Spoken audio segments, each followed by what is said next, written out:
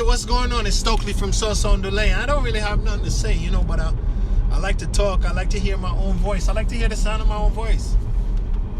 I'm egocentric like that. I was talking to a guy from Nigeria. He said he got a girlfriend and he loved her very much. I asked him, are you going to marry her? He said, a wedding is very expensive. And I'm thinking to myself, they have justice of the peace here. We can just walk into any building, any justice of the peace, courthouse, whatever, here in America, and they will officiate and marry you, and you can sign the papers and maybe, I don't know, pay $50, $25 for the licensing fee, and then it's done. Because we are, kind of, as a result of having a melting pot, a cultural and religious melting pot, we have also erased some of the unnecessary pageantry in some areas of life.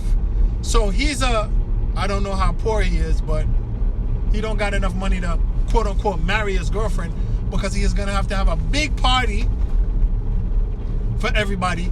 Big gown, big suit, big dinner, performance, music, DJ, event space, big thing.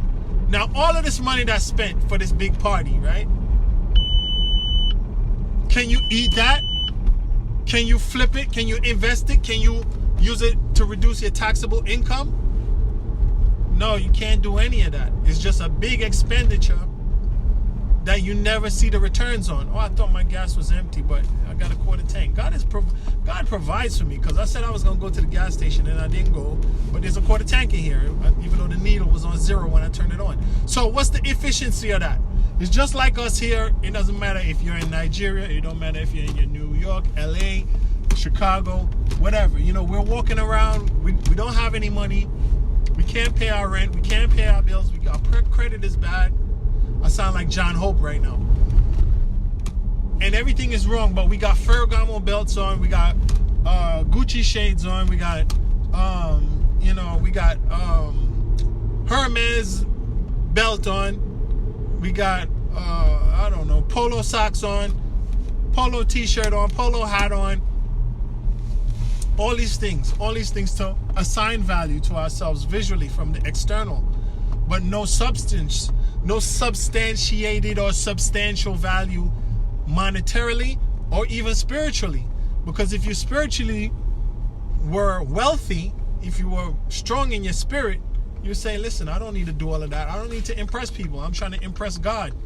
I'm trying to get into heaven. I'm trying to survive. I'm trying to have some food to eat. I'm trying to have a place to live. I'm trying to be able to sustain myself. I'm trying to, prepare myself for the next day so that tomorrow I can eat again and again and again. I'm not going to spend money on extravagance and pageantry and fashion just for the sake of public approval from people who don't know me, don't like me, or wouldn't even help me after I make this crazy expenditure. Yeah, like I said before, if you're in sales, if you're in outside sales, or if you're doing sales or whatever, outside sales. Because if you're doing telemarketing and you're doing sales from your office, you just need to be presentable enough to be in congruence with the work attire, but you don't need to impress the customer. If you're in outside sales now, like these guys in medical sales, they're doing, I don't know, $200,000, $500,000, $1 million sales to hospitals, to the doctor's office, whatever the case may be. So they like to present themselves in a way that is conducive to conveying success. That, I get a lot of sales. Look at me. I get a lot of sales. That means a lot of people want what I'm selling. I'm successful. It's like a man marketing himself to a woman, or any person marketing themselves to a boss at a job. You're not going to show up to the interview looking disheveled or distressed. You want to be presentable. You want to look sturdy. You want to make sure that your teeth look healthy. Like when somebody's looking in the horse's mouth. They say don't look in the horse's mouth, because that phrase means don't look into it, because then you're going to see that it's not what you want. So anyhow, you know, they look at the horse's teeth, they look at the horse's hooves. You know, they tap his leg to see if his leg is firm. You want to be presentable so that you can get the job, so you can get that coitus or that relationship or that date or whatever the case may be. And that applies to outside sales. But when you're doing telephone sales, or you're doing sales through some kind of way where you're not even being seen, you know, like when they say you have a face for radio, that means your face is not really presentable. You don't have a face for TV. You know what I mean? So if you want to spend money on the Ferragamo and all this other stuff, and it's a business expense because you're doing outside sales and you need to present yourself to these people, that's understandable. That's an investment in your business. And in the case that it is an investment in the business and it's something that you're using for business, you can put it on one of the expenses of the business. People use the word tax write-off. It doesn't really mean what people like to think it means. Tax write-off, when you're talking about an individual, is reducing your taxable income. Tax write-off, when you're talking about a business, you want to show losses. So you put down that you bought these clothes as an expenditure, so that when you balance all your money and you see that you added this to the negative, because you don't want to show too much profit, or you want to capture all your losses. Matter of fact, it's not that you don't want to show too much profit. You want to capture all of your losses, because you lost money in a lot of places. You may not have realized, but you lost money in a lot of places. You make a lot of expenditures to do this business. You spent money on gas, you spent money on food, impressing clients. All of this was in hopes of getting some business. All of this was in the process of doing business. So you want to report all of these losses, so you only get taxed on what you need to get taxed on, which is your profit. You get taxed on profit. You don't get taxed on revenue. So throughout your process of doing things, you have to document that. So anyhow, so if you're spending on Gucci, Ferragamo, and Louis V, and big car, and BMW, and whatever, you can put that on your losses. Put that on your expenditures, your business expenditures. So anyhow, what I'm saying is that, talking to the kid from Nigeria, he says he lives in a place in Nigeria called Port Harcourt. So I went on Google Maps and I'm looking at Port Harcourt. Port Harcourt looks like where I come from, which is Jamaica. Port Harcourt looks like Kingston. Not the presentable part of it, but the more inner city part of it, the more residential, not residential, but the more it's the commercial area, but the commercial area that the locals visit. So it's it needs some infrastructure work. Actually, Jamaica is infrastructure is a little bit better positioned than Port Harcourt, at least in the downtown and the city areas. I didn't see any goats walking around. If you go to Jamaica right now, you come off of the airplane and you're driving through Kingston, you're gonna see some goats around. You're gonna see some dogs walking around, stuff like that. I didn't see that in Port Harcourt, which is in Nigeria.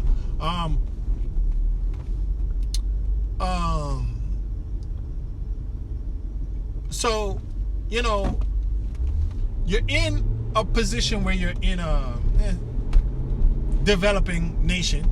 They don't call it third world anymore. They call it developing nation. You're in a developing nation. I mean, Nigeria is rich in oil, but you're in a developing nation. You yourself, are trying to make ends meet. You're trying to basically eke out an existence.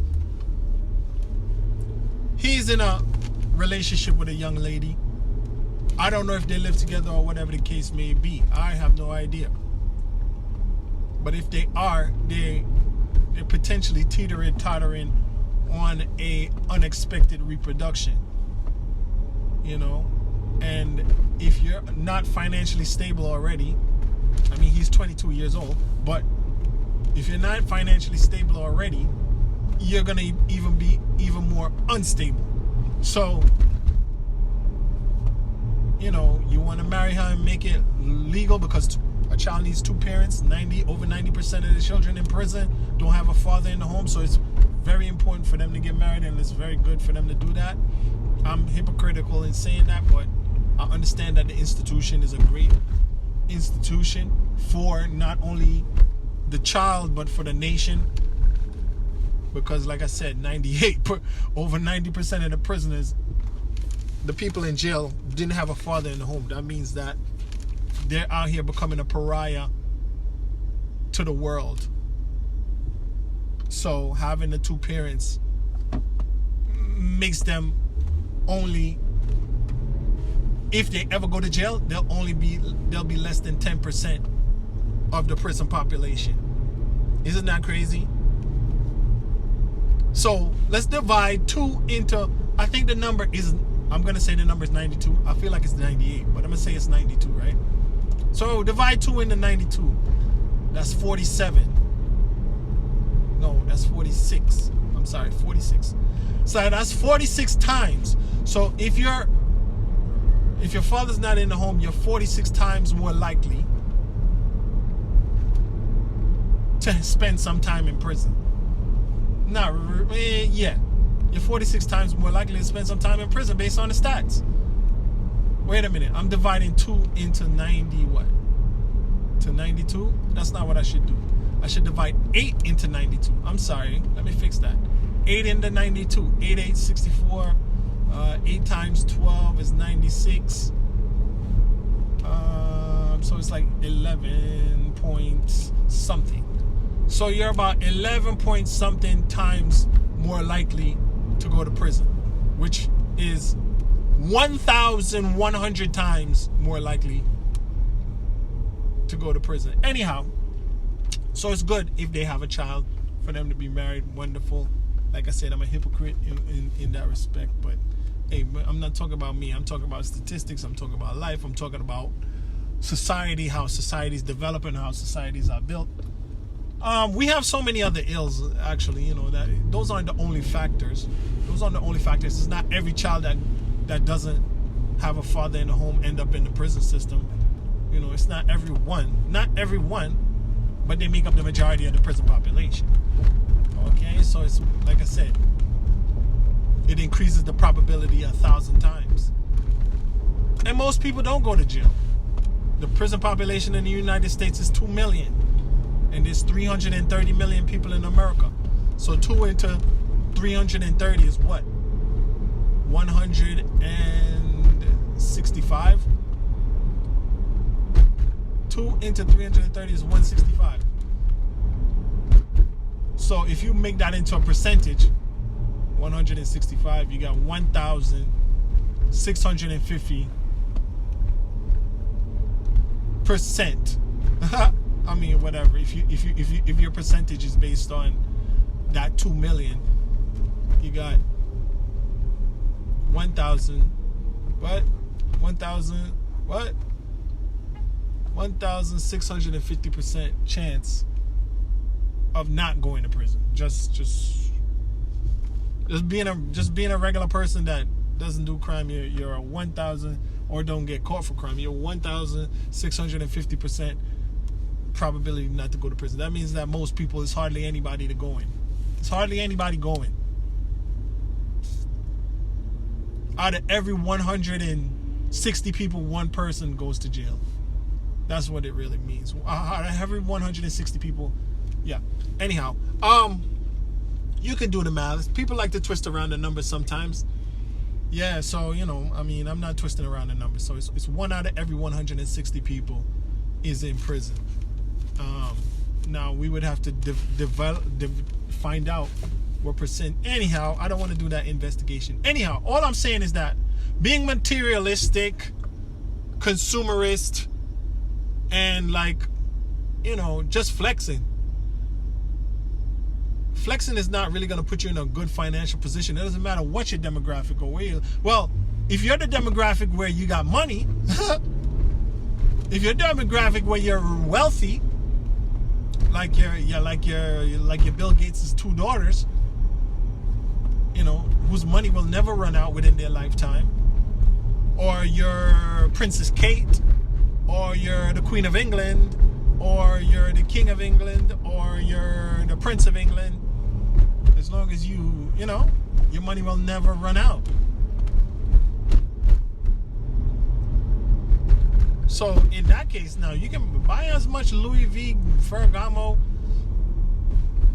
Hermes, Louis V. They're all owned by the same company, but buy as much as you want.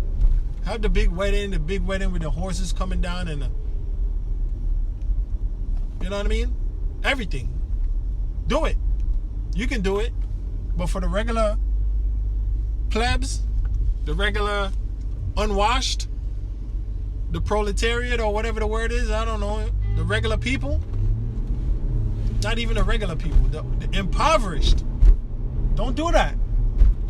If you're the thing about it is that we forgot that we were trying to lift ourselves up out of our situation, and instead of trying to lift ourselves out of our situation, we're just trying to flex and look cute in it. I remember when I was coming up, some people lived in the projects that were across the street. They owned a Jaguar, and not an old Jaguar either, a new one. When the new S-type Jaguars came out, the new design came out, somebody in the projects had one. That means they're living on subsidized housing, but they're driving a car that at that time was probably more than it costs to rent like a 3-bedroom house, probably. In 1995, you could probably rent a good 2-bedroom apartment for $1,000, and they were probably paying I don't know, $700 a month between insurance and car payments for that Jaguar. So what do we prioritize? We prioritize flexing over real financial independence, stability, viability, and security. You know? Anyhow, man, why am I talking about finance? Like, what is that? Why I'm talking about finance all the time is because when it comes to what human beings worry about, their top 3 worries are their health, relationships, and money. And if you go to the top 4, money occurs twice, because one is about money and one is about their job. And I was just looking at a Money Magazine post on Instagram. 67% of Americans prioritize their relationships over their financial stability. Anyhow, he's got to make his young lady happy, have a big wedding. Matter of fact, I knew a guy, he wanted to buy a house. He had $20,000. This is back in, I don't know, 2013, after the housing downturn. With in 2013, $20,000 is 10%. You could get you a nice little 2-bedroom house in New York City or Long Island on the outskirts. Nothing fancy, just something basic, a starter home. And FHA loan only requires 5%. So you could have put down 5%. You could have put down 10 grand and had 10 grand in your pocket, and blended in the closing costs if you want. But he said his wife wanted a big wedding, and I don't think even in New York 20 grand is a big wedding. You know what I'm saying? The other day I tried to have a birthday party, and I spoke to somebody that's associated with a party planner. I said, how much can I get for this amount of money? For X amount of money, how much party can I get? He said, well, that can't do nothing. So I was like, all right, forget it. No party. It's crazy. I ain't got nothing more to say. Thanks for listening.